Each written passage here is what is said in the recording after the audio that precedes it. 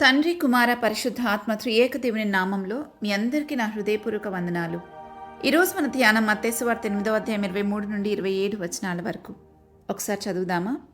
23వ వచనం. ఆయన దోణి ఎక్కినప్పుడు ఆయన శిష్యులు ఆయన వెంట వెళ్ళిరి. 24. అంతటి సముద్రం మీద తుఫాను లేచినందున ఆ దోణి అలల చేత కప్పబడెను. అప్పుడు ఆయన నిద్రించుచుండగా. 25. వారు ఆయన యొద్దకు వచ్చి, ప్రభువా, నశించిపోచున్నాము, మమ్మల్ని రక్షించమని చెప్పి ఆయన లేపిరి. 26. అందుకు ఆయన, అల్పవిశ్వాసులారా, ఎందుకు భయపడుచున్నారని వారితో చెప్పి లేచి గాలిని సముద్రమును గద్దింపగా మిక్కిలి నిమ్మళమాయెను. 27. ఆ మనుషులు ఆశ్చర్యపడి, ఈయన ఎట్టివాడో, ఈయనకు గాలియు సముద్రమును లోబడుచున్నవని చెప్పుకొనిరి. ఆయన ఓడలోకి వచ్చినప్పుడు ఆయన శిష్యులు కూడా ఆయన వెంట వచ్చారు. యేసుప్రభుని వెంబడించడం అంటే ఎప్పుడూ సౌకర్యంగానే ఉంటామని కాదు, కొన్నిసార్లు ప్రమాదకరమైన పరిస్థితుల గుండా కూడా వెళ్తాం. నన్ను అడిగితే నేను అంటాను, అప్పుడే అలాంటి సందర్భాల్లోనే మనం ఆయన గొప్పతనాన్ని, మహిమను, సార్వభౌమత్వాన్ని, ఆయన యొక్క ఆశ్చర్య కార్యాలను చూడగలుగుతాం. అందుకే ఎవరైతే టఫ్ సిచ్యువేషన్స్ అంటే కష్టతరమైన పరిస్థితుల గుండా వెళ్తారో వారు దేవునికి అత్యంత సన్నిహితులుగా ఉంటారు, దేవుణ్ణి చాలా క్లోజ్గా చూస్తారు. అలాగని ఎప్పుడూ ప్రమాదకరమైన పరిస్థితుల్లోనే ఉంటారని కూడా కాదు. కొండల మీద నడుస్తాము, లోయల్లోనూ నడుస్తాము, గాఢాంధకారంలో నడుస్తాము, వెలుగులోనూ నడుస్తాం. కొండల మీద ఆయన మనతో మాట్లాడుతుంటారు. మోషే ఎప్పుడు దేవునితో మాట్లాడడానికి ఆ ప్రత్యక్ష గుడారాన్ని కట్టే ముందు కొండే ఎక్కేవాడు. లోయలలో ఆయన భుజాల మీద మనల్ని మోసుకుని వెళ్తుంటాడు. గాఢాంధకారంలో ఆయన దుడ్డుకర మనతో ఉంటే, వెలుగులో ఆయన మాట మనతో ఉంటుంది. ఆయన మౌనంగా ఉన్నాడంటే ఆయన లేడని అర్థం కాదు. అలాగే శిష్యులు ప్రయాణిస్తున్న ఆ ఓడ అలల చేత కప్పబడింది. సముద్రంలోనేమో తుఫాన్ లేచింది, యేసుప్రభు ఏమో నిద్రిస్తూ ఉన్నారు. 24వ వచనంలో ఈ విషయాన్ని మనం చూస్తాం. ఆయన నిద్రించుచుండెను అనే పదం యేసుప్రభు యొక్క మానవ స్వభావాన్ని చూపిస్తుంది. ఆయన బోధించి అలసిపోయి నిద్రపోతూ ఉన్నారు. అప్పుడు ఆయన శిష్యులు ఆయన దగ్గరికి వచ్చి, ప్రభువా, రక్షించమని ఆయన లేపారు.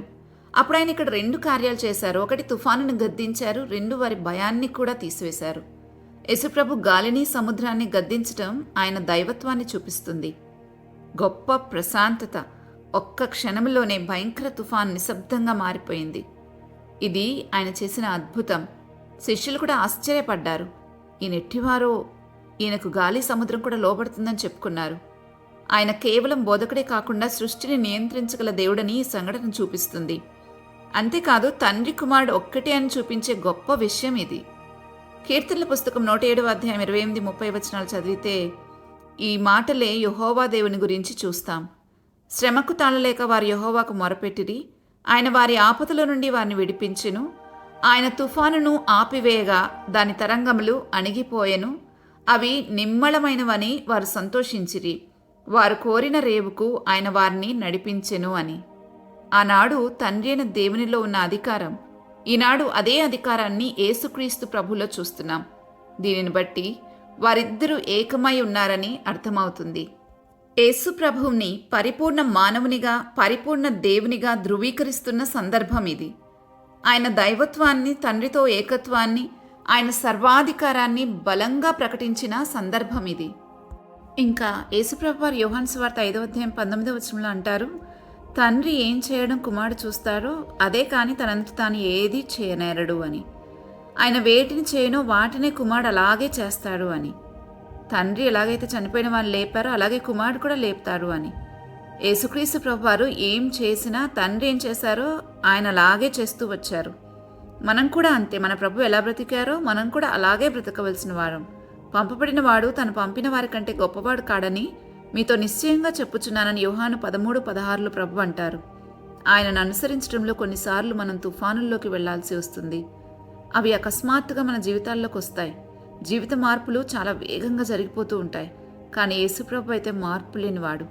ఏ పరిస్థితులైనా ఆయన తప్పక మనకి సహాయం చేస్తారు. మనమే మన పరిస్థితులను బట్టి దేవుణ్ణి చాలా అపార్థం చేసుకుంటూ ఉంటాం. ఆయన మౌనంగా ఉన్నట్లు అనిపించినా మన నుండి దూరంగా ఉండేవాడైతే కాదు. ఆయన అన్నిటిపై అధికారం కలవాడు. కానీ మనం ఆయన అధికారానికి ఒప్పుకుంటేనే ఆయన మనల్ని తన అధికారం క్రిందకు తీసుకోగలడు.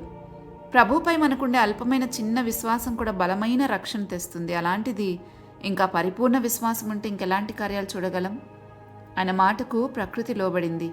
మన హృదయం కూడా లోబడితే మాత్రమే ఆ ప్రశాంతతను అనుభవిస్తాం. బయట చాలా కేయోస్ ఉండొచ్చు, అంటే గందరగోళం ఉండొచ్చు, కానీ లోపలైతే చాలా ప్రశాంతతను అనుభవిస్తాం. మరి మనకది కావాలంటే ఆయన అధికారానికి లోబడితేనే దొరుకుతుంది. ప్రార్థన చేసుకుందామా? మా తండ్రిని దేవా, నీవు దేవుడు కాగల జనులు ధన్యులు అని లేఖనాలు చెప్తుండగా ఆ ధన్యతను అనుభవిస్తున్న మాకే తెలుసు దాని రుచి ఏంటో. ఎన్నోసార్లు నా తండ్రి మా జీవిత ప్రయాణాల్లో మేము ఎదుర్కొంటున్న తుఫానులన్నిటికీ నాయన వాటన్నిటినీ గద్దించి నిమ్మలింపచేసి మాకెంతో ప్రశాంతతను అనుగ్రహించిన గొప్ప దేవుడవని నిన్ను స్తుతిస్తూ ఉన్నాం. మీ అధికారానికి పరిపూర్ణంగా లోబడే కృప మాకు దయచేయండి. మేము కష్టతరమైన పరిస్థితుల గుండా వెళ్తున్నప్పుడు మా జీవితాలలో మాకు కావలసినంత విశ్వాసాన్ని మాకు దయచేయండి. మీ గొప్ప కార్యాలు చూడగలిగేంతగా మీ యందు విశ్వాసం ఉంచి మీలాగా బ్రతికే కృపనివ్వండి. మీలాగా మమ్మల్ని మేము తగ్గించుకుని సాత్వికులమై బ్రతకడానికి సహాయం చేయండి. మీకు కలిగిన మనస్సు మేము కలిగి ఉండేలాగా మమ్మల్ని ఆశీర్వదించండి. ఈరోజంతటినీ మీకు అప్పగిస్తున్నాం ప్రభు. ఏ పాపంలోనూ పడక నిష్కలంకంగా జీవింప చేయమని యేసుక్రీస్తు ప్రభువారి నామంలో మిమ్మల్ని అడిగి వేడుకుంటున్నాము తండ్రి. ఆమెన్. రేపటి ధ్యానంలో మళ్ళా తిరిగి కలుద్దాం. అంతవరకు దేవుని కృప మనందరికీ తోడై ఉండును గాక.